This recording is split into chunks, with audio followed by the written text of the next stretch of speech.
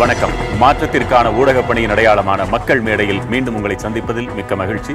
இன்றைய விவாத பொருள்: உத்தரப்பிரதேசத்தின் கோரக்பூர் நாடாளுமன்ற தொகுதி உறுப்பினர் யோகி ஆதித்யநாத் பாரதிய ஜனதாவை சார்ந்து 17 ஆண்டு காலமாக தொடர்ந்து நாடாளுமன்ற உறுப்பினராக இருந்து வருபவர். நேற்று முன்தினம் கர்நாடக மாநிலம் ஹூப்ளியில் நடைபெற்ற இந்துக்கள் சங்கமம் என்ற நிகழ்ச்சியில் பேசியிருக்கிறார், உலகிலேயே முஸ்லிம்கள் மிகவும் பாதுகாப்பாக வாழும் நாடு இந்தியாதான் என்று. இது ஏற்கத்தக்கதா அல்லது ஏமாற்றா என்பதை விவாதிக்கலாம். பங்கேற்போர்: விடுதலை சிறுத்தைகள் கட்சியின் துணை பொதுச் செயலாளர் திரு ஆலூர் ஷானவாஸ், ஸ்வதேசி ஜாகரன் மஞ்ச் அமைப்பைச் சேர்ந்த திரு நம்பி நாராயணன், மூத்த ஊடகவியலாளர் திரு TN கோபாலன், மதுரை அரங்கிலிருந்து பிலாலுதீன் ஜியாவுதீன் என்ற இரு நேயர்கள், நெல்லை அரங்கிலிருந்து இலியாஸ் கணேஷ் என்ற இரு நேயர்கள், திருச்சி அரங்கிலிருந்து SS ரஹமதுல்லா ஹசான் என 2 நேயர்கள், மொத்தம் 6 நேயர்கள் வாதிட காத்திருக்கின்றனர். பங்கேற்கும் அனைவருக்கும் வணக்கம். திரு TN கோபாலன், அந்த நாடாளுமன்ற உறுப்பினரின் கூற்றை நீங்க ஏற்கிறீங்களா அல்லது அது ஒரு வெறும் வாய் வெற்று பேச்சுன்னு நினைக்கிறீங்களா? ஓரளவில் ஏற்றுக்கொள்ளலாம். அதாவது இந்தியாவிலே சிறுபான்மையினர் ஒப்பீட்டளவிலே பாதுகாப்பாக இருக்கிறார்கள் என்பதை ஏற்றுக்கொள்ளலாம். பொதுவாகவே இந்து மதம் என்பது ஒரு சகிப்புத்தன்மை கொண்டதாக, ஒரு பன்முகத்தன்மை கொண்டதாக, எந்த சாமியை வேணா நீ கூப்பிட்டுக்க அப்படின்னு சொல்கிற ஒரு மனப்பான்மை இருப்பதனாலே நம்மளால் இந்த ஓரிரை கொள்கை வந்தான் சாமி இல்லைன்னா உனக்கு பிரச்சனை அப்படிங்கிற ஒரு தர்க்கத்துக்குள்ளெல்லாம் மாட்டிக்காமல் இருக்கிறதுனால ஓரளவு இந்துக்கள் ஒரு சகிப்புத்தன்மையோடு இருக்கிறார்கள். அந்த அளவில் இஸ்லாமியர்களானாலும் சரி கிறிஸ்தவர்களானாலும் சரி பெரிய அளவில் பிரச்சனை இல்லாமல் ஒரு எச்சரிக்கையோட ஓரளவுன்னு சொல்லிட்டே இருக்காங்க. அதுதான் சொல்லிட்டு இருக்கேன். அதுதான் இட்ஸ் a qualifying statement. இது எல்லாம் 1992ற்கு பிறகு கொஞ்சம் கொஞ்சமாக மெல்ல மெல்ல தகர்ந்து வருகிறது. பதட்டமே வாழ்க்கையாகி கொண்டு வருகிறது. எங்கெல்லாம் கிறிஸ்தவர்களோ குறிப்பாக முஸ்லிம்கள் கணிசமான எண்ணிக்கையில் இருக்கிறார்களோ அவர்களுக்கும் சுற்றி இருக்கின்ற இந்துக்களுக்கும் ஒரு பதட்ட சூழல் நிச்சயமாக இருக்கிறது. இதற்கு 2 காரணங்கள். 92ல் நடந்த அந்த கொடிய சம்பவம் மன்னிக்க முடியாத சம்பவம், இந்தியா வரலாற்றின் மீதான ஒரு களங்கம், இந்துக்களின் மீதான களங்கம். அந்த மசூதி இடிக்கப்பட்டது. அதிலிருந்து அதன் எதிர்விளைவாக முஸ்லீம்களில் இளைஞர்கள் ஒரு பகுதியினர் தீவிரமாக கிளம்ப, இன்னும் அதனுடைய பதட்டம் மோத மோத அது ரொம்ப எக்ஸாஜரேட், ரொம்ப ஒன் ரீஇன்ஃபோர்சிங் தி அனதர். அதன் விளைவாக நிச்சயமாக இன்று ஒரு பதட்ட சூழல் இருக்கிறது. இது இப்பொழுது கோத்ரா நாயகரே இந்தியாவின் பிரதமரான பிறகு கோத்ராவில் யாரெல்லாம் குற்றம் சாட்டப்பட்டார்களோ அவர்களெல்லாம் ஒவ்வொருவராக விடுதலையான பிறகு ஃபேக் என்கவுண்டரில் மாட்டிக்கிட்டவங்களும் விடுதலை ஆகின்ற நேரத்தில் நிச்சயமாக இந்த சூழல் விரும்பத்தக்கதல்ல. பதட்டம் கூடும். சிறுபான்மையினர் பாதுகாப்பற்ற தன்மையாக பாதுகாப்பு இல்லாமல் இருக்கிறோம் என்று அவர்கள் நியாயமாகவே நினைக்கலாம். அவர் முந்தா நாள் தான் பேசியிருக்காரு. இன்றுன்னு கணக்கெடுத்து பார்க்கும்போது அவர் சொன்னதில் நியாயம் இருக்கத்தான் செய்யுதுன்னு சொல்றீங்க. அதாவது இஸ்லாமியர்களின் அந்த அச்சத்தில் ஒரு நியாயம் இருக்கிறது என்பதாக உங்கள் பார்வை. ஒரு மூத்த பத்திரிகையாளர், நீங்க உணர்ந்து தான் சொல்லியிருப்பீங்கன்னு நினைக்கிறேன். கோத்ராவின் நாயகருங்கிற உங்க கருத்துல நீங்க எதுவும் மாற்றம் இல்லையே? தெரிஞ்சுதானே சொல்றேன். கோத்ரா நாயகர் என்று நான் சொல்லுவது, கோத்ரா ரயில் பெட்டி எரிக்கப்பட்டது எப்படி எரிஞ்சதுன்னு யாருக்கும் தெரியாது. பல்வேறு தியரிஸ் ஓடுது. நான் நம்புறேன் ஒரு எதேச்சையா நடந்ததாக நான் நம்புறேன். நம்பி நாராயணன் இல்லை பாய்ங்க வச்சாங்கன்னு சொல்லலாம், எனக்கு தெரியாது. ஆனால் அதன் பிறகு இழைக்கப்பட்ட அந்த கொடுமைகள், அக்கிரமங்கள், அந்த எரிப்புகள் மன்னிக்கவே முடியாது. அதாவது பாப்ரி மசூதி தகர்ப்பை விடவும் மிக கொடுமையான இந்தியாவின் மீதான மிகப்பெரிய அவலம் என்பது கோத்ரா ரயட்ஸ். அந்த நேரம் முதல்வராயிருந்தவர் நரேந்திர மோடி அவர்கள் இன்று வரை அவர் தான் அந்த 4 நாட்கள் என்ன செய்தோம் என்பதை கன்வின்சிங்காக நாம் எல்லோரும் நம்பும்படி விளக்கம் கொடுக்கவில்லை. கேட்டா மைக்க தூக்கி போட்டு போடி போயிட்டார். இன்னி வரைக்கும் அவர் ஃபீல்டு பண்ணவே இல்லை. கொஸ்டின் சம்பந்தப்பட்ட கொஸ்டின்ஸ் ஃபீல்டு பண்ணவே இல்லை. அந்த அளவில் அவர் கோத்ரா நாயகர் தான். தொடர்ந்து பேசலாம். திரு ஷா நவாஸ், இந்த யோகி ஆதித்யநாத்தின் கூற்றில் ஓரளவுக்கு உண்மை இருக்கிறத நம்புறேன்னு முதல்ல சொன்னாங்க. உங்க கருத்து என்ன? யோகி ஆதித்யநாத்தினுடைய கூற்று இந்தியா தான் முஸ்லிம்களுக்கு பாதுகாப்பாக இருக்கிறது என்று அவர் சொல்லி இருக்கிற கூற்றில் எந்த மாறுபாடும் இல்லை.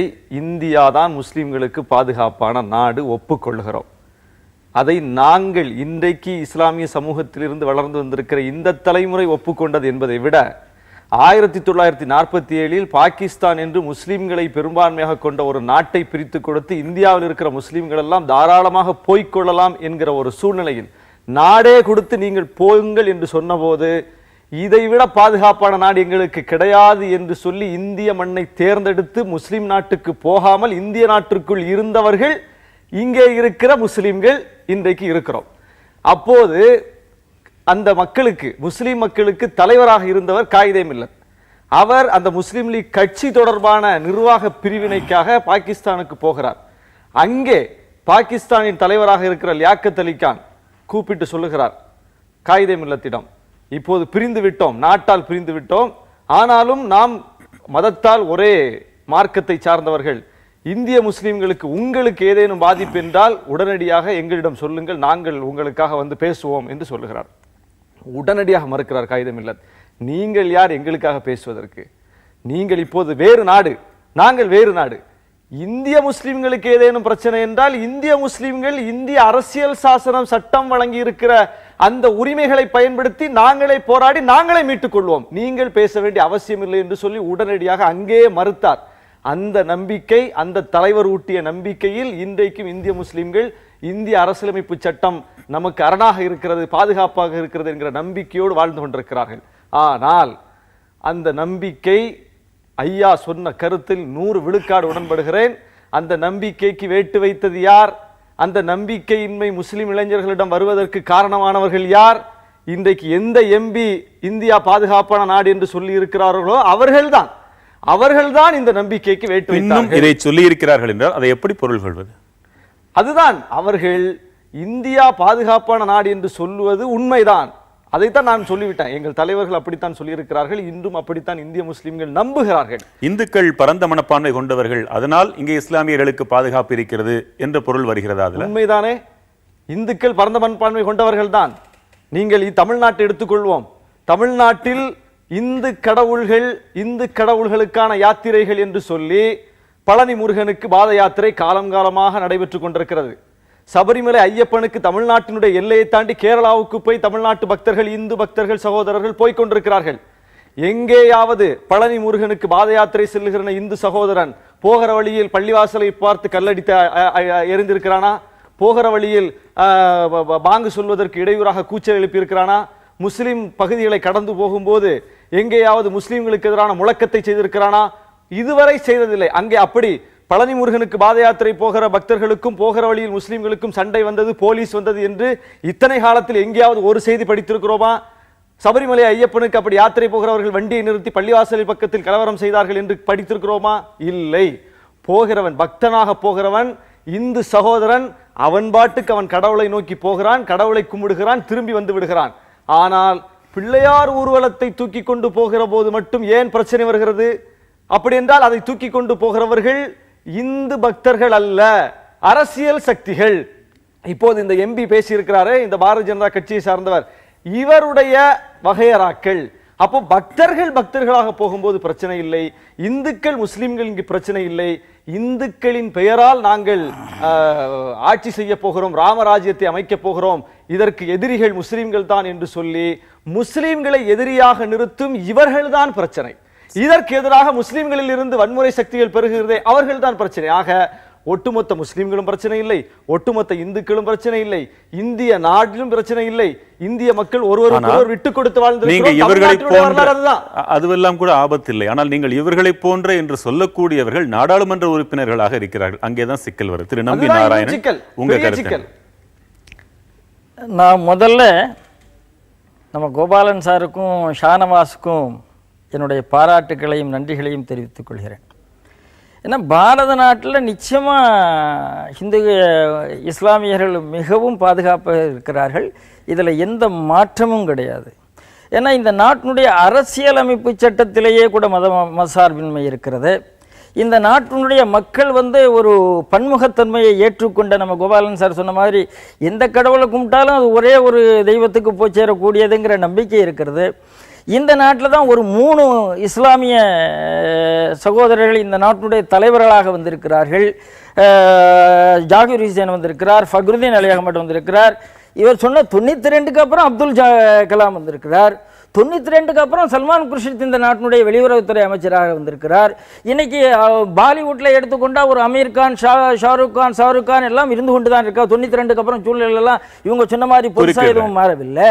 ஒரு நடி குறுக்கிடுறேன், நீங்க சொல்றதெல்லாம் சரிதான். இல்ல நீங்க பாருங்க, அவங்க 2 பேர் பேசும்போது குறுக்கிட இல்ல. இப்படி ஒரு பிரச்சனை இருக்கு. ஏன்னா இல்ல உண்மை. அப்ப நான் என்னுடைய ரைட் முடிச்ச பிறகு நீங்க குறுக்கிட்டுருங்க, அடுத்த ரவுண்ட்ல குறுக்கிட்டுங்க. ஆக இந்த நாட்டில் பாருங்க, சிவில் கோடு, காமன் சிவில் கோடு இருக்கிறது. என்ன பிரச்சனை இருக்கிறது? அதாவது காமன் சிவில், அவங்க ரிலிஜியஸ் சிவில் கோடு இருக்கிறது, அவங்களுக்கு இருக்கிறது. கிரிமினல் கோடு ஒன்றும் ரிலிஜியஸ் வைஸ் இல்லை.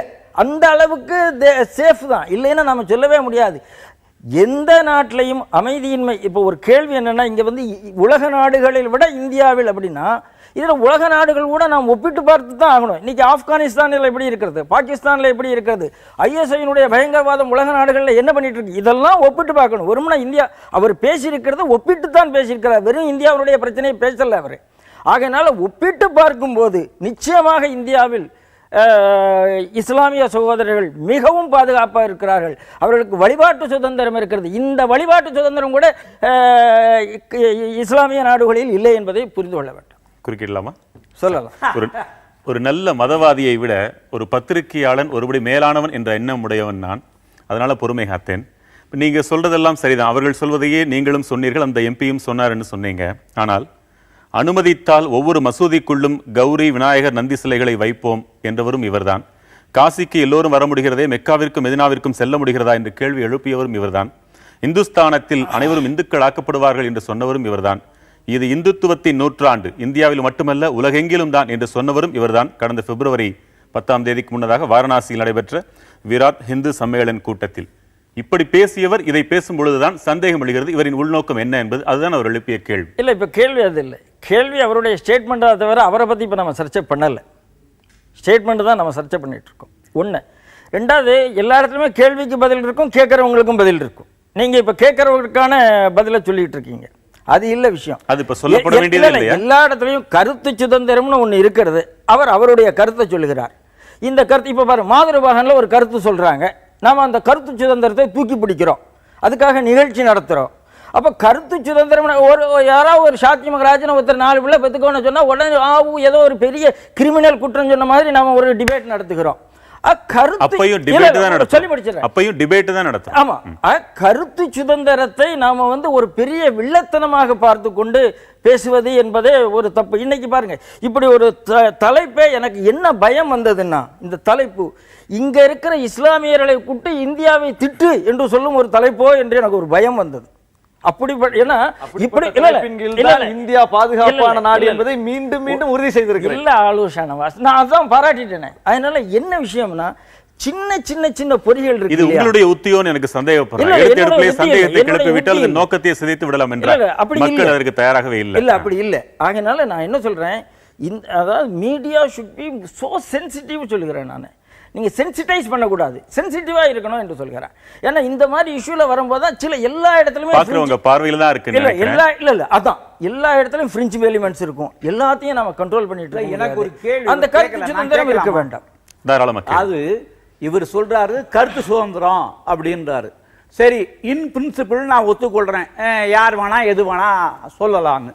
அப்போ இதே கருத்து சுதந்திரம் இப்ப நான் உட்காந்துட்டு இந்த ஆளூர் சீனிவாஸ் தேச துரோகி, ஏன் இவரை உள்ள விட்டீங்க, இவங்க ஆளுங்க தான் கல்லெடுத்து அடிக்கிறாங்க, பாம்பு போடுறாங்க, அடிங்க அப்படின்னு சொல்றதும் கருத்து சுதந்திரம் தான். அப்ப அதில் அனுமதிப்பீங்களா? அதாவது சொல்லுகின்ற கருத்துக்கள் விஷமத்தனமானது, விஷத்தனமானது. இந்த கருத்து சமூகத்திலே குறைக்கிறீங்க. அதை எப்படி கருத்து சுதந்திரம் சொல்லுவீங்க? ரெண்டு விஷயம் சொல்றேன். கருத்து சுதந்திரம் என்பது அது ஒரு வன்முறையை தூண்டுவதாக இருக்கக்கூடாது. இன்னைக்கு ஒரு விஷயம் சொல்லியிருக்காரு, ஒரு ஸ்டேட்மெண்ட் கொடுத்திருக்காரு. இதுல வன்முறைக்கு எங்க இடமும் இல்லை. நாம் உலக நாடுகளோடு ஒப்பிட்டு தான் சொல்கிறார். ஒப்பிட்டு பேசுறதா இருந்தால் தாராளமா பேசலாம். இன்னைக்கு இந்த ஸ்டேட்மெண்ட் இந்தியாவுக்குள்ள அதாவது நிறைய டிபேட்ஸ் என்ன ஆகுது, இல்ல நம்ம வெளிநாட்டை பத்தி பேச வேண்டாம், இந்தியாவை பத்தி பேசுவோம் அப்படி முடிச்சிருவோம். இன்னைக்கு ஸ்டேட்மெண்ட் ரொம்ப தெளிவாக உலக நாடுகளில் இந்தியா தான் சேஃப்னு சொல்லியிருக்காங்க. நீங்க சொன்ன மாதிரி கருத்து பேசும் ஆளை பேச வேண்டாம்னு சொன்ன மாதிரி இல்ல, அது அப்படி முடிஞ்சு போயிருது. இந்த ஸ்டேட்மெண்ட் உண்மை. சரி, ஒரு நிமிடம். மதுரை பிலாலுதீன், உங்க வாதத்தை வைக்கலாம். ஐயா சொல்லும்போது சொன்னாங்க கருத்து சுதந்திரம் என்று சொன்னாங்க.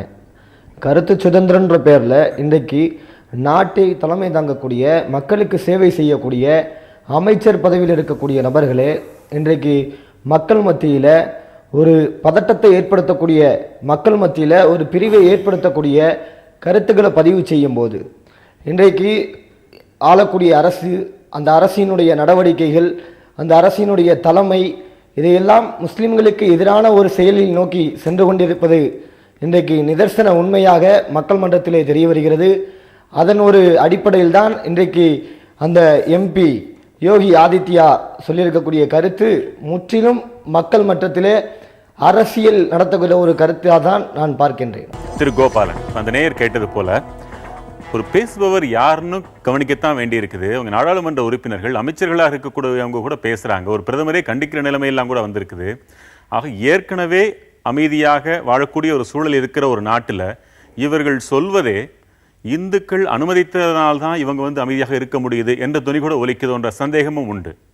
அது நியாயமான சந்தேகம் தான், தப்பு ஒன்றும் கிடையாது. ஏன்னா இது எப்படி ஆகுதுன்னு சொன்னா, 2014 தேர்தல் என்பது காங்கிரஸினுடைய ஊழல், மிக பூதாகாரமான ஊழல் என்று பெருசா வெடிச்சு கிளம்பி நாட்டில் எக்கனாமிக் பொருளாதார ரீதியாகவும் மக்கள் பல்வேறு சிக்கல்களை எதிர்நோக்கிய நேரத்தில் நடந்த ஒரு குறிப்பாக இந்த ஊழல் என்பது மிக பிரம்மாண்டமான ஒரு பிரச்சனையா போச்சு. அப்போ அதை பயன்படுத்தி நான் குஜராத்தில் நேர்மையான ஆட்சியை நடத்தி வருகிறேன், என் மீது எந்த விதமான குற்றச்சாட்டும் இல்லை, போதாக்குறைக்கு எக்கனாமிக் டெவலப்மெண்ட் இண்டிகேட்டர்ஸ், வளர்ச்சியில் நாங்கள் நல்லா வந்திருக்கிறோம் அப்படின்னு அதை ஊடகங்களும் உறுதிப்படுத்தும் வகையில் வேணுன்ற பொய் சொன்னாங்கன்னு சொல்ல தயாரா இல்லை. ஒரு ஒரு மிடில் கிளாஸ் லெவலில் பார்க்குற போது கொஞ்சம் நல்லா இருக்கிறான் அப்படிங்கிற மாதிரியான ஒரு பிம்பம் உருவாக்கப்பட்ட நிலையில் மோடி நான் உங்களை காப்பாற்றுறேன், இந்த காங்கிரஸ்டேந்து, ராகுல்டேந்து, சோனியா காந்திகிட்டேந்து, கருணாநிதிகிட்டேந்து, ஸ்பெக்ட்ரத்துட்டேந்து அப்படின்னு சொல்ற பொழுது மக்கள் கோத்ராவை மன்னிக்க தயாராக இருந்தார்கள், மறக்க தயாராக இருந்தார்கள். குஜராத்திலேயே முஸ்லீமுக்கு மிகப்பெரிய அளவில் மோடிக்கு ஓட்டு போட்டிருக்காங்க, இல்லைன்னு மறுக்க முடியாது. அப்ப என்ன ஆகுது, நீ கோத்ராவை மறக்க தயார், 1992 மசூதி தகர்ப்பையும் மறக்க தயார், இவர்களுடைய மதவெறி பேச்சையும் மறக்க தயார், நாட்டை நீ வளர்ச்சி பாதையில் செலுத்துவாயேயானால் அப்படிங்கிற மாதிரியான ஒரு சூழல் தான் ஒரு மிகப்பெரிய வெற்றி பெறாரு. அவர் என்ன சொல்றாரு, நான் உங்களை வளர்ச்சி பாதை தான் பண்ணுவேன், இந்து முஸ்லீம் இப்ப கூட சொல்றாரு, நான் வெரி செக்யூலர் மேன் அவர் கிளைம் பண்ணிக்கிறாரு மோடி. இது என்ன ஆகுது, இது ஒரு பக்கம். இதை நம்பி மக்கள் ஓட்டு போட முடிச்சிடுறேன், இதை நம்பி மக்கள் ஓட்டு போட்டுறாங்க சார். ஆனால் ஓட்டு போட்டு இவர் ஆட்சிக்கு வந்தா அவர் எதுக்கு ஆட்சிக்கு வர்றாரு, குட் கவர்னன்ஸுக்காக மட்டுமா வர்றாரு, டெவலப்மெண்ட்டுக்காக மட்டுமா வர்றாரு? அவர்கள் அடிப்படையில் இந்து மேலாதிக்கவாதிகள்.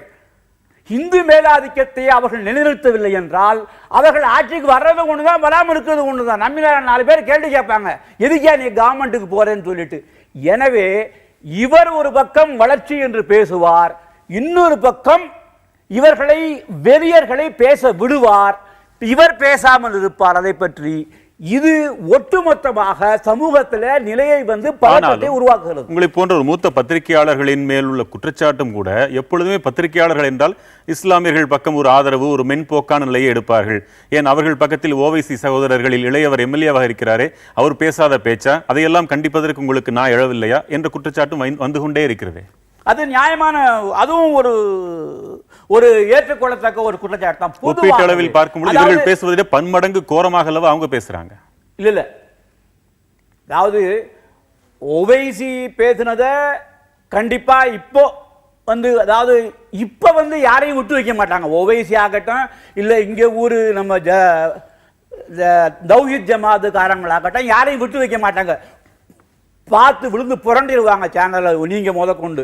இப்ப இல்லை. ஆனால் ஒரு 5 வருட காலத்திற்கு முன்னால் நிச்சயமாக முஸ்லிம்கள் தீவிரவாதம் பேசுகின்ற பொழுது அதை கொஞ்சம் இவன் என்ன பண்ண போறான், இவன் எவ்வளவு பேர் இருக்கான், ஒரு ஸ்மால் மைனாரிட்டி பண்ணிட்டு போறானே, பெருசா ஆயிராது அப்படிங்கிற ஒரு டாலரண்டான ஒரு, அதாவது ஒரு அதையும் சகிச்சு ஜெரிச்சு கொள்ற ஒரு நிலைமை இருந்தது என்பது உண்மை. ஒரு நொடி நேயர் குறுக்கிடுறாங்க. மதுரையிலிருந்து ஜியாவுதீன், சொல்லுங்க. ஒரு பொய்யை திரும்ப திரும்ப சொன்னால் உண்மையாகிவிடும் என்ற ஹிட்லருடைய கொள்கையை பின்பற்றுவதை போன்று இன்றைக்கு இந்திய தேசத்திலே அனுதினமும் முஸ்லிம்கள் பாதிக்கப்பட்டு கொண்டும் படுகொலை செய்யப்பட்டு கொண்டிருக்கக்கூடிய இந்த சூழ்நிலையிலே முழு பூசணிக்காயை சோற்றில் மறைப்பதை போன்று இன்றைக்கு பாரதிய ஜனதாவுடைய எம்பி கருத்து வெளியிட்டிருப்பது முற்றிலும் மோசடி, ஏமாற்றமே.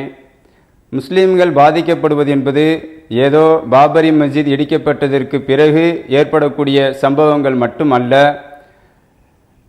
சுதந்திர இந்தியாவினுடைய சுதந்திரத்திற்கு பிறகு சிறு சிறு அளவிலான கலவரங்களின் மூலமாக பாதிக்கப்பட்டு மிகப்பெரிய அளவிலே 1969 குஜராத்திலே அகமதாபாத்திலே ஒரு கலவரம் நிகழ்த்தப்பட்டது மட்டுமல்லாமல் 1983 அஸ்ஸாமிலே நெல்லி என்ற கிராமத்திலே 2500க்கும் மேற்பட்ட முஸ்லிம்கள் படுகொலை செய்யப்பட்டது மட்டுமல்ல, 1989 பீகாரிலே பாகல்பூர் என்ற கிராமத்திலே 3000 முஸ்லிம்கள் கொல்லப்பட்டது மட்டுமல்ல, 1992 பாபரி மஸ்ஜிதை இடித்ததற்கு பிறகு 1993 ஜனவரி மாதம் 3000க்கும் மேற்பட்ட முஸ்லிம்கள் பம்பாயிலே படுகொலை செய்யப்பட்டார்கள். அவர்களுடைய அடையாளங்களை பார்த்து, அவர்கள் தொப்பி வைத்திருக்கிறார்களா, தாடி வைத்திருக்கிறார்கள் என்ற அடையாளங்களை பார்த்து படுகொலை செய்யப்பட்டது மட்டுமல்ல, கடந்த 2002 இன்றைக்கு நரேந்திர மோடி பிரதமராக இருக்கக்கூடிய அவர்களுடைய சொந்த மாநிலத்திலே அவர் ஆட்சியில் இருக்கும் பொழுது சிறியவர் பெரியவர் மட்டுமல்லாமல் நிறைமாத கர்ப்பிணி உட்பட படுகொலை செய்யப்பட்டு வன்புணர்ச்சிக்கு ஆளாக்கப்பட்டு அதனுடைய கருவை அறுத்து அந்த கருவையும் எரிக்கக்கூடிய அளவுக்கு ஒரு கொடூரமான நிகழ்வு இன்றைக்கு இந்த தேசத்தில் நடந்து கொண்டிருக்கிறது. அது மட்டுமல்ல, இன்றைக்கு கடந்த காலங்களிலே பாரதிய ஜனதா ஆட்சிக்கு வந்த பிறகு கூட எத்தனையோ படுகொலைகள் சம்பவங்கள் இன்றைக்கு தினமும் நடந்து கொண்டிருக்கக்கூடிய இப்படிப்பட்ட சூழ்நிலையில் அதை மறைக்கும் விதமாகத்தான் இப்படிப்பட்ட கருத்துக்கள் இன்றைக்கு வெளியிடப்பட்டு கொண்டிருக்கிறது என்று எதிர்வாதத்தை கேட்கலாம். திரு நம்பினாராயணன். இல்லை, திருப்பியும் கூட அவர் சப்ஜெக்டை விட்டு விலகித்தான் போகிறார். உலக நாடுகளில் இந்தியாவில் சேஃபாக இருக்கான்னு சொல்லியாச்சு. இந்தியாவில் பிரச்சனை இருக்கான்னு இந்தியாவில் முஸ்லிம்கள் பாதுகாப்பாக இருக்கிறார்களா என்பதுதான் சப்ஜெக்டே தவிர சப்ஜெக்ட் அது இல்லைப்பா. சூழலில் இருந்ததா அது இல்லை சப்ஜெக்ட். உலக நாடுகளில் முஸ்லிம்கள் இந்தியாவில் பாதுகாப்பு இருக்கிறார்கள் அப்படின்னு உங்க ஐஎஸ்ஐ இருக்கிற இடத்துல எப்படி இருக்கிறார்கள், ஆப்கானிஸ்தானில் எப்படி இருக்கிறார்கள், பாகிஸ்தானில் எப்படி இருக்கிறார்கள், நீங்களே உங்களை இந்த விஷயமே என்னன்னா எப்படி முத்திரதான் தெரியும். அவருக்கு இவரு சரி இல்ல இல்ல இல்ல அவர் அப்படி பேசினால் இப்படித்தான் அவரு வந்து பட்டியலிடுறாரு. இல்ல கோபால் சார் ஒரு விஷயம் வன்முறைகள் சொல்லிருக்காரே தவிர தோழர் உங்க மதுரக்காரருக்கு ஐஎஸ்ஐக்கு என்ன சம்பந்தம் இல்லங்க. அதுதான் உலக நாடுகளில் ஒரு வார்த்தை சொல்லி எல்ஸ்வேர் இந்த வேல்டுன்னு சொல்லியாச்சு அவரை. அப்ப இன்னைக்கு உலக நாடுகள்ல இஸ்லாத்தை அழித்துக் கொண்டிருக்கிறதே இங்க இல்லைன்னு நம்ம சொல்றோம். ஒண்ணு, ஏன்னா இஸ்லாத்தினுடைய ஒரே ஒரு இந்த கோட்பாடு பிரச்சனை இருக்கிறது. அதுல நான் அதுக்குள்ள போகல. டாக்டரின் ஆஃப் இஸ்லாம்ல ஒரு ப்ராப்ளம் இருக்கு, அதுக்குள்ள நான் போகல. அதனாலதான் இத்தனை பிரச்சனை வருகிறது. இந்த மதம் இது மட்டுமே சரி, இந்த ஒர்ஷிப் மட்டுமே சரி, இந்த நடைமுறை மட்டுமே சரி, இந்த வழிபாட்டு முறை மட்டுமே சரிங்கிறதுனாலதான் இவ்வளவு பிரச்சனை இருக்கு. நான் டாக்டரினுக்குள்ள போகல. இல்ல, அதனாலதான் ஆப்கானிஸ்தான்ல இத்தனை குண்டுவெடிப்பு, பாகிஸ்தான்ல 11 வருஷங்க 2 முஸ்லீம் நாடு ஒன்னு உலக போற சண்டை கூட இவ்வளவு பெருசா நடக்கலங்க. ஒரு விஷயத்தை தெளிவா எடுத்துக்கிறேன் ஷானவாஸ். ஒப்பீட்டளவில் தான் இங்க பிரச்சனை இல்லைன்னு சொல்லலன்னு தெளிவா சொல்லிட்டாரு. மற்ற நாடுகளை ஒப்பிடுங்கள், கம்பேரிட்டிவா நல்லா இருந்ததுன்னு சொல்லுங்கன்னு சொல்றாரு. அதாவது அடிப்படையிலே நிறைய முரண்படுறாங்க. இங்கே நிறைய குண்டுவெடிப்பு நான் அந்த போகல. நான் ஏன் போகலைன்னா எத்தனை குண்டுவெடிப்பு மும்பையில, குஜராத்ல, டெல்லியில, சென்னையில, கோயம்புத்தூர்ல, நான் அதுக்குள்ள அந்த டிபேட்டுக்குள்ள போகல. ஏன்னா இந்த ஸ்டேட்மெண்ட் என்னவோ அதைத்தான் நான் டிபேட் பண்ணிட்டு இருக்கேன். அதாவது இஸ்லாம் சகிப்புத்தன்மையற்ற மதம், தன் கருத்து தான் நிலையான கருத்து, அதை எல்லோரும் ஏற்க வேண்டும் என்று திணிப்பது போல ஒரு கருத்தை சொன்னார். அப்படி அல்ல, லக்கும் தீனுக்கும் வலிய தீன் என்பது திருமறையினுடைய கோட்பாடு. உன் மார்க்கம் உனக்கு, என் மார்க்கம் எனக்கு. நான் விரும்பியவர் ஏற்கலாம், மறுப்பவர் நிராகரிக்கலாம். அந்த ஜனநாயகத்தை இஸ்லாம் சேர்த்து தான் கொடுக்குது. அது ஒரு பதில். இன்னொன்று, முஸ்லீம் நாடுகள்லாம் குண்டு வெடிக்குத பிரச்சனையா இருக்குதுன்னு சொன்னார். ஏன் பிரச்சனையா இருக்குது? மலேசியா முஸ்லீம் நாடு தானே, புரூனை முஸ்லீம் நாடு தானே, மாலத்தீவு முஸ்லீம் நாடு தானே. உலகத்தில் 50க்கும் மேற்பட்ட முஸ்லிம் ஸ்டேட்ஸ் இருக்குது. அதில் எந்த ஸ்டேட்ஸில், எந்த நாட்டில் குண்டு வெடிக்கிறதுன்னு பாருங்க. எங்கே எல்லாம் ஆக்கிரமிப்புக்கு உள்ளாகி இருக்கிறதோ நாடுகள், ஈராக்க குண்டு வெடிக்கிறது உண்மைதான், ஆக்கிரமிப்புக்கு உள்ளாகி இருக்கிறது. ஆப்கானிஸ்தான்ல குண்டு வெடிக்கிறது உண்மைதான். எப்படி அந்த குண்டு வெடிப்பை உற்பத்தி செய்வது யார்? ஒரு வல்லரசு உற்பத்தி செய்கிற ஒரு ஏகாதிபத்திய சக்தி அங்க கேம்ப் போட்டு உட்கார்ந்து இருக்கிற. அதை விரட்டுவதற்கு, அதை பற்றி பேசுவதற்கு யாருக்காவது இந்த உலகத்தில் துணிச்சல் இருக்கா? எந்த நாடாவது அமெரிக்காவை கண்டிக்குதா? மோடி எத்தனை தடவை ஒபாமா பார்த்துட்டாரு.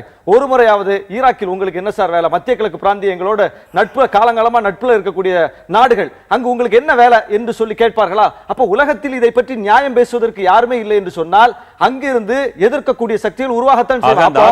மத்திய கிழக்கு பிராந்தியத்தில் குண்டு வெடிக்கிறது என்றால் அதற்கு ஒரு காரணம் இருக்கிறது. விட்டுருங்க. இந்தியாவை போன்ற மற்ற நாடுகளில் இஸ்லாமியர்களுக்கு இருக்கின்ற அளவிற்கு பாதுகாப்பு உணர்ச்சி அதை விட இங்க அதிகமாக இருக்குது. அது சரியா? இல்ல, அதாவது அதுதான் நான் முதல்ல சொல்லிட்டேன். இந்திய அரசியலமைப்பு சட்டம் போல ஒரு பாதுகாப்பான அம்சம் வேற கிடையாது சார். அம்பேத்கர், புரட்சியாளர் அம்பேத்கர் அவர்கள் இந்தியாவினுடைய அட்மாஸ்பியரை புரிஞ்சுக்கிட்டு அவ்வளவு அழகா அந்த அரசியல் சட்டத்தை வடிவமைச்சிருக்கிறார். இங்க பல் சமயம், பல் இனம், பல் மொழி பேசக்கூடிய மக்கள், மொழியே கடவுளே கூடாது என்று சொல்லக்கூடிய மக்கள் எல்லோரும் இணைந்து வாழ்ற அளவுக்கு ஒரு அரசியலமைப்பு சட்டம் இங்க உருவாக்கப்பட்டதுனால தான் இது இன்னும் இந்த ஸ்டேட்ஸ் தாக்கு பிடிச்சு நிக்குது. இந்தியாங்கிற ஒரு கோட்பாடு எப்போ உருவாச்சுது? இந்தியா அப்போ எல்லோரும் சேர்ந்து ஒரு குறைந்தபட்ச செயல் திட்டத்தின் அடிப்படையில் ஒரு காமன் மினிமம் ப்ரோக்ராம், ஏன்னா ஒரு யுனைடெட் ஸ்டேட்ஸ் நம்முடைய இலக்கியங்கள் நமக்கு இந்தியாவை சொல்லி தந்திருக்கிறா? நம்முடைய இலக்கியங்கள் வள்ளுவமோ தொல்காப்பியமோ இது எதுவுமே இந்தியாங்கிறதே நமக்கு சொல்லி தரப்படல. அப்ப நமக்கு சொல்லப்படாத ஒன்றை நாம் ஏற்றுக்கொண்டிருக்கிறோம். ஏன்?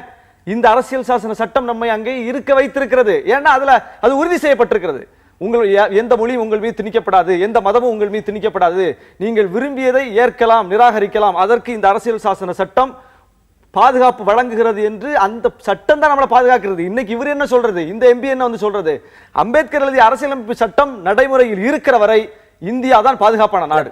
அதற்கு பங்கம் வந்தால் தான் பிரச்சனை. பாயிண்ட் இதுல சொல்ல விரும்புவது, இன்றைய நிலையில் நான் சொன்ன பதட்டத்தை தாண்டி பெரிய அளவில் பாதுகாப்பின்மை என்று இல்லாவிட்டாலும் கூட, ஒருத்தர் பேசினார்ல, ஏதோ எல்லாருமே இங்கே முஸ்லிம்ஸ் எல்லாம் they are being hunted down, இவர் மாதிரி அப்படியே சொன்னார் அவர். அவரு கடந்த 50 ஆண்டு காலத்தில் நடந்த விஷயங்களை பட்டியலிட்டார். அவர் சொல்லுகின்ற அவர் சொல்லுகின்ற முறையே உண்மைக்கு மாறானது அல்ல.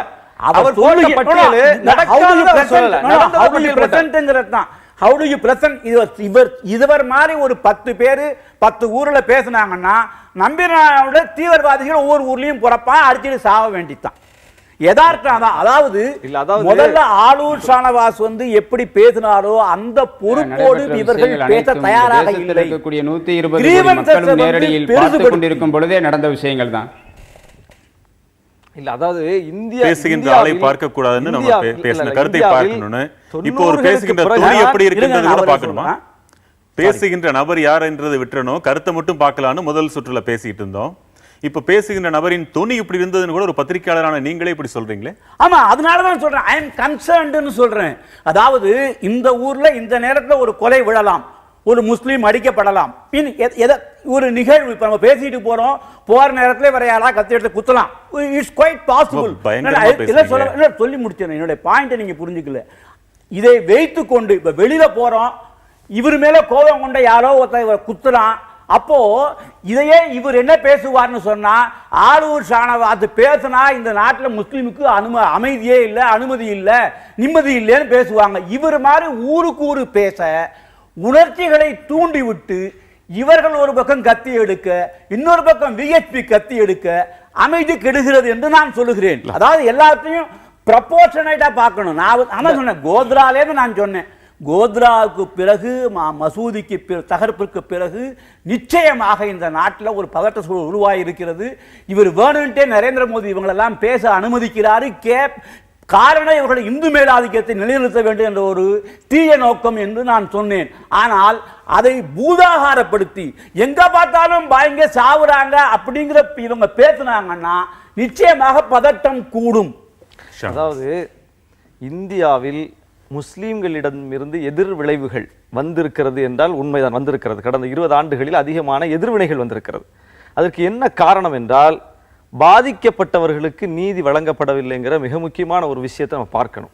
இதற்கு இங்கே இருக்கக்கூடிய தலைவர்கள், ஐயாவை போன்ற ஜனநாயக சக்திகள் இதற்கு குரல் கொடுக்க இன்னும் அழுத்தமாக பேச வேண்டும். என்னன்னா, பாபர் மசூதி இடிப்பு இதே எதிர்வினைங்கிறத அவங்களும் சொல்றாங்க. பாபர் மசூதிக்கே கூட எதிர்வினைன்ற வராமல் தடுக்கிறதுக்கு நமக்கு பொறுப்பு இருக்குல்ல. வராமல் அது எதிர்வினையை அவர் இன்னைக்கு பேசுறாரு அப்படின்னா, நீங்க எந்த கலவரத்திற்கு இதுவரைக்கும் நீதி வழங்கப்படல. மும்பை கலவரத்தை ஆய்வு செய்து ஸ்ரீகிருஷ்ணா கமிஷன், அரசாங்கம் அமைத்த கமிஷன், முஸ்லிம் அமைப்புகள் அமைத்த கமிஷன் அல்லது அரசு அமைத்த கமிஷன் ஒரு அறிக்கை கொடுக்கிறார்கள். பால் தாக்கரே மிக முக்கியமான பங்கு என்று சொல்லி ஒரு அறிக்கை கொடுக்கிறார்கள். ஆனால் பால் தாக்கரே மீது நடவடிக்கை என்ன? கடைசி வரை தேசிய கொடியை போர்த்தி அவரை அடக்கம் செய்த காட்சியை இதே நாட்டில் நாம் பார்த்தோம். இன்னைக்கு பாபர் மசூதி இடிப்பு இன்னைக்கு வரைக்கும் குற்றவாளிகள் என்று லிபர்ஹான் கமிஷன் அடையாளப்படுத்தி இருக்கிறது 60க்கும் மேற்பட்டவர்களை. எல்லோரும் நாடாளுமன்றத்தில் அமர்ந்திருக்கிறார்களே, யார் மீது என்ன நடவடிக்கை? மும்பை கலவரத்தில் பால் தாக்கரே மீது நடவடிக்கை இல்லை, பாபர் மசூதி இடிப்புக்கு யார் மீதும் நடவடிக்கை இல்லை. அப்போ இப்படியான சூழல்கள், குஜராத் கலவரத்தில் இன்றைக்கு அமித்ஷா உட்பட எல்லோரும் வரிசையாக வெளியேறி கொண்டே இருக்கிறார்கள். என்கவுண்டர் டெத், அந்த சொராப்தீன் வழக்கு, இஸ்ரத் ஜஹான் வழக்கு, குற்றவாளிகள் என்று குற்றப்பத்திரிகை தாக்கல் செய்யப்பட்ட பிறகு எல்லோரும் வெளியே வந்து கொண்டிருக்கிறார்கள். இப்படி ஒரு முஸ்லீமை விடுவார்களா? நீங்கள் மும்பை கலவரத்தில் யாரும் தண்டிக்கப்படவில்லை, ஆனால் மும்பை குண்டுவெடிப்பில் அஜ்மல் கசாப் தூக்கில் போடப்பட்டு விட்டார். தொடர்ந்து பாபர் மசூதி இடித்தவர்கள் தண்டிக்கப்படவில்லை, ஆனால் நாடாளுமன்ற தாக்குதலின் மீது அப்சல் குரு தூக்கிலிட்டப்பட்டார். அப்போ குற்றம் செய்தவர்கள் தண்டிக்கப்படட்டும், மாற்று கருத்தை இல்ல. அஜ்மல் கசாப் தூக்கிலிட்டப்பட்டதில் மாற்று கருத்தை கிடையாது. ஆனால் மும்பை குண்டுவெடிப்புக்கு காட்டிய அக்கறையை ஏன் மும்பை கலவரத்தில் காட்டவில்லை? இதுதான் கேள்வி. இதுதான் தொடர்ந்து பேசலாம். கணேஷ், நெல்லையிலிருந்து உங்க வாதம்.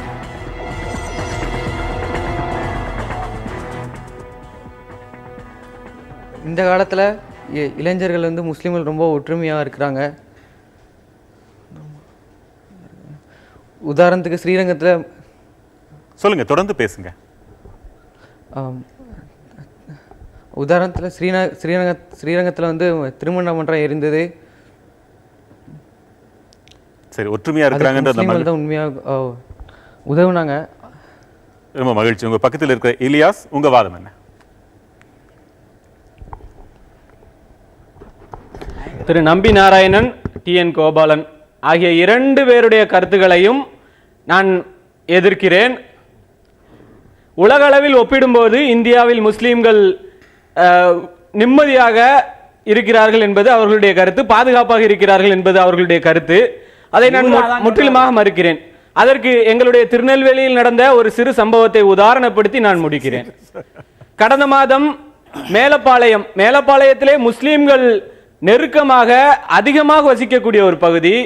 மேலப்பாளையத்திலே 9 வயது ஒரு சிறுமியை காவல்துறையின் கயவர்கள் சட்டத்துக்கு புறம்பாக 5 மணி நேரம் சிறை வைத்து அந்த குழந்தையை மன ரீதியாகவும் உடல் ரீதியாகவும் துன்பப்படுத்தி அந்த குழந்தையை சித்திரவதைப்படுத்தி இருக்கிறார்கள்.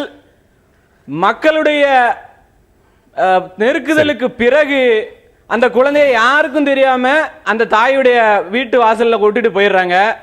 அப்படின்னா ஒரு முஸ்லிம்கள் பல்கா நெருக்கமா வசிக்கக்கூடிய ஒரு பகுதியிலேயே ஒரு முஸ்லீம் 9 வயது சிறுமிக்கு பாதுகாப்பு இல்லைன்னா இந்தியாவில் முஸ்லிம்கள் பாதுகாப்பாக இருக்கிறார்கள் என்ற கூற்று எப்படி உண்மையாகும்? இது போன்ற ஒரு சில உதாரணங்களை பொதுமைப்படுத்தி அவர் பார்ப்பது போல பார்க்கலாமா? இல்ல, அப்படி பார்க்க வேண்டியதில்லை. இது இப்படி பார்க்க தொடங்கினால் அதுதான் மிகப்பெரிய சிக்கலாகவும் இந்த பன்மை சமூக அமைப்பிலிருந்து முஸ்லிம்களை தனியே பிரிப்பதாகவும் ஆகிவிடும். ஏன்னா இது போன்ற சம்பவங்கள் முஸ்லிம்களுக்கு நடக்கிறது என்பது உண்மை, பெண்களுக்கும் நடக்கிறது. பெண்களுக்கு எதிரான பாலியல் வல்லுறவு என்பது, பாலியல் கொடுமைகள் என்பது இன்றைக்கு இந்தியாவில் அதிகரித்திருக்கிறது. தலித்துகளுக்கு எதிரான அடக்குமுறைகள் என்பது ஆண்டாண்டு காலமாக இங்கே நீடித்துக் கொண்டிருக்கிறது. ஒவ்வொரு செக்டாரும் பாதிக்கப்பட்டிருக்கிறார்கள். முஸ்லிம்கள் என்பதற்காக குறிவைக்கப்படுகிறார்கள் என்றால் கூடங்குளத்தில் இடிநகரை போராட்டத்தில் ஈடுபட்டிருக்கிற அந்த மக்கள் எதற்கு குறிவைக்கப்படுகிறார்கள்? ஒவ்வொரு செக்டாரும் இங்கே குறிவைக்கப்படுகிறார்கள். வலிமை பெற்றவர்கள் வலிமையற்றவர்கள் என்பதுதான் இங்கே பார்க்க வேண்டியதை தவிர இந்த இனம், இந்த மதம், இந்த மொழி என்பதற்காக நாம் ஒடுக்கப்படுகிறோம் என்று பார்ப்பது அது நடக்கல நம்ம சொல்ல வரல. ஆனால் பார்ப்பது இன்னும் பிரச்சனையை சுருக்கும், பிரச்சனையை பொதுமைப்படுத்த வேண்டும். பிரச்சனை முஸ்லிம் பிரச்சனை என்று பார்ப்பதே முதல்ல அது இந்தியாவின் பிரச்சனை, அது இந்த தேசத்தின் பிரச்சனை. அதற்காக மற்ற மக்களும் போராட வேண்டும், குரல் கொடுக்க வேண்டும் என்று அந்த பிரச்சனையை ஜனநாயகப்படுத்துவதுதான் அந்த பிரச்சனைக்கான தீர்வை தவிர இப்படி ஒவ்வொரு செக்டாரும், ஒவ்வொரு மைனாரிட்டியும், ஒவ்வொரு விளிம்பு நிலை மனிதனும் தன்னுடைய பிரச்சனையை அடையாளப்படுத்த வேண்டும், சேர வேண்டும் என்பதனால்தான் பெரும்பகுதியும் இஸ்லாமிய சமூகத்தைச் சேர்ந்த நேயர்கள் தங்கள் ஐயங்களை எழுப்பிட்டு இருக்காங்க. மதுரை நேயர் ஒரு நொடி இருங்க. திருச்சியிலிருந்து எஸ் ரஹமதுல்லா, உங்களுடைய வாதம் என்ன? அதாவது இன்றைக்கு பார்க்குறோம்னாக்க மோடி அரசு என்னைக்கு பதவியேற்று அன்னையிலேருந்தே இந்த பகுதியில் இந்தியாவை பொறுத்தளவில் மத கலவரம் அதிகமாக இருக்குன்னு சொல்லலாம். ஏன்னா இதை நான் சொல்லலை, ஐநா சபையில் இருக்கக்கூடிய அம்னஸ்டிங்கிற அமைப்பு இதை சொல்லியிருக்கு. ரெண்டாவது பார்த்தோம்னாக்க இவங்களுடைய இந்த 100 நாட் சாதனையோடு பார்த்தோம்னாக்க அந்த 100 நாள் சாதனையில் இந்தியாவில் மட்டும் 600 மத கலவரங்கள், இனக்கலவரங்கள் நடந்திருக்கிறதாக இந்த சமூக ஆர்வலர்கள் சொல்லியிருக்காங்க. இதுக்கு என்ன பதில் நம்பினார்? இல்லை அம்னஸ்டியினுடைய, அதாவது அம்னஸ்டி பற்றி தனியாக தான் வாதப்படுறார். ஏன்னா அவங்களுடைய நோக்கம் உலக நாடுகளில் அவங்க எப்படிலாம் குழப்பம் பண்ணிகிட்டு இருக்காங்க அப்படிங்கிறது ஒரு பெரிய சப்ஜெக்ட். உலக நாடுகள் எல்லாம் அம்னஸ்டி குழப்பம் தான் பண்ணிகிட்டு இருக்காங்க, எந்த சந்தேகமும் கிடையாது. அவர்களும் இவரை ஷானவாஸ் சொன்ன மாதிரி அமெரிக்கானும் ஒன்று அதுக்குள்ளே இருக்குது, இல்லைன்னா நான் மறுக்க தயாரா இல்லை. இதுல நம்ம அந்த கருத்தை பார்க்க வேண்டியது யாரு எடுத்தாங்கன்றதை பார்க்கணும். ஆமா அம்னஸ்டில அப்படித்தான் இருக்கு. அதனால அம்னஸ்டி பத்தி ஒரு டிபேட் வரும்போது நான் சொன்னதே, அம்னஸ்டி ஆளை இங்க கொண்டாங்க, அவர் ஏன் கொண்டாரு நான் டிபேட் பண்றேன்னு சொன்னேன். ஏன்னா ஏதோ ஒரு ரிப்போர்ட்னா அந்த ரிப்போர்ட் மட்டும் ஆதென்டிகேஷன் ஆகாது, ஒவ்வொரு ரிப்போர்ட்டுக்கு பின்னாலேயும் நிறைய இஷ்யூ இருக்கு. சரி, அம்னஸ்டி ஈடுபட்டதுக்கு அந்த ஒரு போர்வை பொறுத்துகிறீர்கள். ஸ்ரீ கிருஷ்ணாவுக்கு என்ன போர்வை பொறுத்துகிறீர்கள்? இப்ராஹிம் கமிஷனுக்கு என்ன போர்வை பொறுத்துவீர்கள்? நான் சொல்ல பாருங்க, ஒரு நாட்டில் இதுவரைக்கும் நடைபெற்ற முஸ்லிம் விரோத கலவரங்கள் குறித்து அறிக்கை சமர்ப்பித்திருக்கிற கமிஷன் குறித்து என்ன போர்வை பொறுத்துவீர்கள்? அவர்கள் முஸ்லிம்களே இல்லையா? நீதிபதிகள் அவர்கள் எல்லாம் இவர் மேல என்ன போர்வை பொறுத்துவீங்க? இல்ல எல்லாத்துக்குமே நான் பதில் சொல்றேன். அதாவது ரெண்டு விஷயத்தை நீங்க புரிஞ்சுக்க. ஒரு விசாரணை கமிஷன்ங்கிறது விசாரணை கமிஷன் மேல நடவடிக்கை எடுத்து குற்றச்சாட்டு பண்ணி இப்போ இவர் சொன்னார் இல்லையா, கோத்ரால அங்க உள்ள இந்துக்கள் எத்தனை பேர் தண்டிக்கப்பட்டிருக்கிறார்கள், போஸ்ட் விசாரணை எல்லாம் இருக்கு, இல்லைன்னா சொல்ல முடியாது. ஒரு மினிஸ்டரே உள்ள போயிருக்காங்க, இல்லைன்னு நம்ம சொல்ல முடியாது. அதனால இல்லை என்று ஒட்டுமொத்தமாக மறுப்பதற்கு இல்லை. ஆனா என்னுடைய விஷயம் சொன்ன கலவர புள்ளி விவரத்தை நீங்க மறுக்கிறீங்க. மறுக்கிறேன், அதுக்கு ஆதென்டிகேஷன் இல்லைன்னு நான் மறுக்கிறேன். ஒரு பத்திரிகையாளரா நீங்க அதை ஏற்கிறீங்களா? இல்ல, ஆம்னஸ்டி கூட நம்ம போக வேண்டிய அவசியம் கிடையாது, நமக்கு யதார்த்தம் தெரியுது. இப்போ 2014 தேர்தலில் இவர் ஆட்சிக்கு வர்றாரு, மே மாசத்துல ஜூன்ல ஆட்சிக்கு வர்றாரு. இந்த ஒரு வருஷம் கூட ஆகல. ஒரு வருஷம் ஆகிறதுக்குள்ள நான் முன்னாடி சொன்ன மாதிரி கோத்ரால ஊத்தலா வெளியில வராங்க. என்ன அர்த்தம்? What is the point? அது வரைக்கும் அவர்கள் மீது சார்ஜ் ஷீட் ஃபைல் பண்ணி உள்ள போன பஜ்ரங்கியை வெளில விட்டாங்க. பஜ்ரங்கி அவர் என்ன பண்ணாரு நமக்கு தெரியாது, பல்வேறு குற்றச்சாட்டுகள் இருக்கின்றன. பஜ்ரங்கி மாதிரி ஒரு கொடுமையான குற்றச்சாட்டு உள்ளானவர் இன்னைக்கு பரவாயில்ல வெளில வர்றாரு. மறுக்கிறீங்களா? சொல்லுங்க. மறுக்கிறேன்.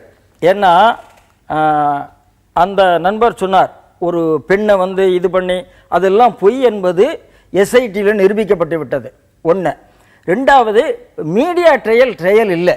ஏன்னா கோர்ட்டில் நடந்து, அதாவது காங்கிரஸ் கட்சியினுடைய ஆட்சியில் பல்வேறு பேம்பரிங் ஆஃப் மைனாரிட்டிஸ்னு ஒரு பாலிசி இருந்தது. அதற்காக சில விஷயத்தை செய்ய பயந்து கொண்டிருந்தார்கள். இன்னைக்கு நீதிபதிகள் நீதியை செய்துட்டு இருக்காங்க. இதுதான் உண்மையே தவிர பேம்பரிங் இல்லை என்று சொல்லவே முடியாது. ஒவ்வொன்னான்னு சொல்றதை நான் ஒத்துக்கொள்ள. ரெண்டாவது, நான் கேட்கிற கேள்வி பதில் சொல்லுங்க. காங்கிரஸ்காரன் பண்ணதுக்கு எதிர் விளைவுன்னு சொல்றீங்க. எதிர் விளைவுன்னு சொல்லல. அப்புறம் அதாவது அவங்களுடைய பேம்பரிங்னு ஒண்ணு இருந்தது. சில விஷயத்தை பண்ண முடியாமல் நிர்வாகம் குறி வச்சு அடிக்கிறதா? இல்ல கொளுத்துறதா? விதண்டாவாத வேண்டாம். அதாவது வெளியில வர்றதுனாலவே இல்லைங்கிறத சொல்றதுல நான் ஒத்துக்கொள்ளவில்லை. ஏன்னா அந்த கவர்மெண்ட்லயே நரேந்திர மோடி சிஎம்ஆ இருக்கும் போதே ஒரு மினிஸ்டருக்கு ஆயுள் தண்டனை கொடுக்கப்பட்டது. யாரும் இல்லைன்னு சொல்ல முடியாது. மறுப்பாங்களா யாராவது? அது நாமெல்லாம் கொடுத்த பிரச்சனை இல்ல. திருச்சி ஹசான், உங்க வாதம்.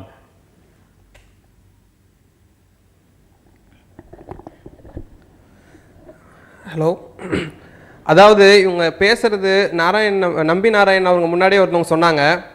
அதாவது வந்து இந்த ஆதித்யநாத் அவங்க பேசினது வந்து இந்த ஒரு ஸ்டேட்மெண்ட் மட்டும்தான் நம்ம பார்க்கணும், இதுக்கு முன்னாடி இருக்கிறதெல்லாம் தேவையில்லை அப்படின்ட்டு. பாஸ்ட்டை பார்க்க வேணான்னு அவங்க சொல்றதை பொறுத்தே அவருடைய பாஸ்ட் எந்த அளவு மோசமா இருக்குங்கிறத தெளிவா அவர் சொல்றாரு. அது மட்டும் இல்லாம இந்த மோடியோடைய அரசாங்கம் ஒரு நிமிஷம் முடிச்சிட்டோம். இந்த ஒரு விஷயத்துல ரொம்ப தெளிவா இருக்காங்க.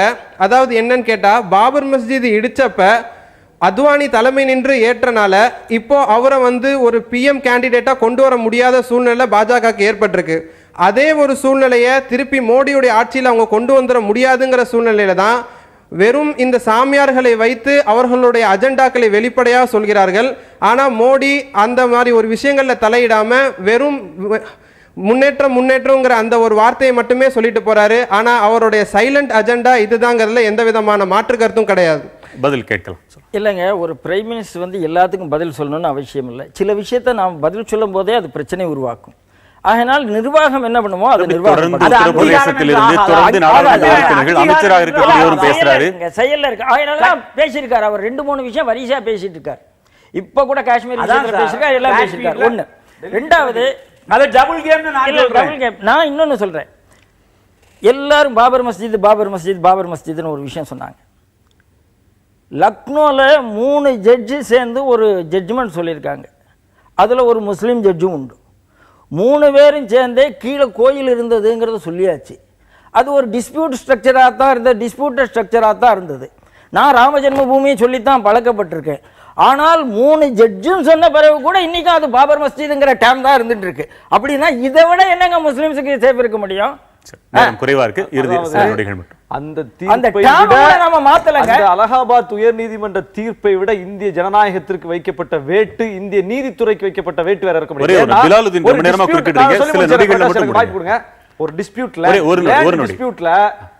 நீதிமன்றம் எதை பார்க்கணும்? ஆவணங்களை பார்க்கணும், அனுபவ பாத்தியதை பார்க்கணும். ஆனால் ஆவணங்களை பார்க்காமல், அனுபவத்தை பார்க்காமல் நம்பிக்கையின் அடிப்படையில் சொல்லப்பட்ட தீர்ப்பு.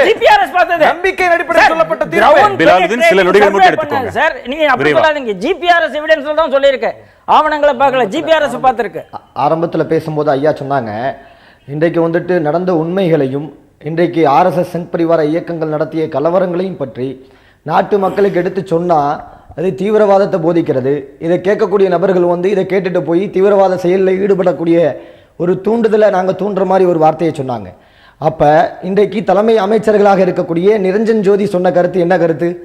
இன்றைக்கு அதை தொடர்ந்து நடத்தக்கூடிய பிஜேபியினுடைய அமைச்சர்கள் சொல்லக்கூடிய கருத்து என்ன கருத்து? இயக்கங்களும் பிரவீன் தொக்காடியா போன்ற நபர்களும் நாங்கள் சாதாரண நேர்கள் மக்களின் பார்வையில் நாங்க சொன்னா நீங்க இப்படி பேசுற வேகமா பேசுறாங்க, இதுதான் காரணம்னு ஒரு வார்த்தை சொன்னீங்களே. பெரிய பதவியில் இருக்கக்கூடியவங்க பேசுறாங்களே, அதற்கு என்ன பதில் கேட்க? அதான் நான் முதல்ல சொல்லிட்டேனே, இது திட்டமிட்டு அரங்கேற்றப்படுகின்ற ஒரு நாடகம். ஒரு பக்கம் மோடி வந்து நான் வளர்ச்சி பாதையில் நிற்கிறேங்கிறாரு, நான் செக்யூலரிஸ்ட்ங்கிறாரு, எல்லாரும் ஒண்ணுதான் ஒரு பக்கம் சொல்றாரு.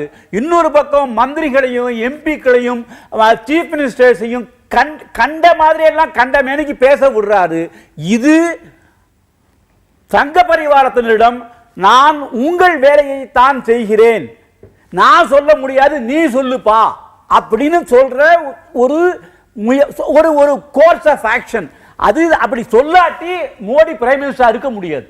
ஆக்சுவலாக பார்த்தீங்கன்னா அவர் வந்து ஒரு அண்மையில் ஒரு இந்த இது கேனனைஸ் ஆன செயின்ட்ஸ்னு டிக்ளேர் பண்ணப்பட்ட நன்ஸுக்கு அவர்களுக்காக ஒரு நிகழ்ச்சி நடத்தின பொழுது ரொம்ப கொஞ்சம் கூடுதலாக போய் நான் உங்களோட நிற்கிறேன் கிறிஸ்தவம் அது இதுன்னு கூடுதலாக கொஞ்சம் ஜல்லியை ஓட்டி பிரச்சனை என்ன ஆச்சுன்னா அவன் ஃபேஸ்புக்கில் அவரை தாக்க ஆரம்பிச்சிட்டான். ஏன் அது வந்து ஒரு ஃபர்ஸ்ட் சைன் ஆஃப் ரிவோல்ட்.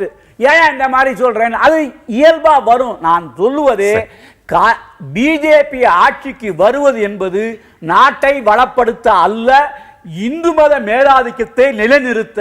அதை இப்படித்தான் இவங்க செய்யறாங்க. மகிழ்ச்சி.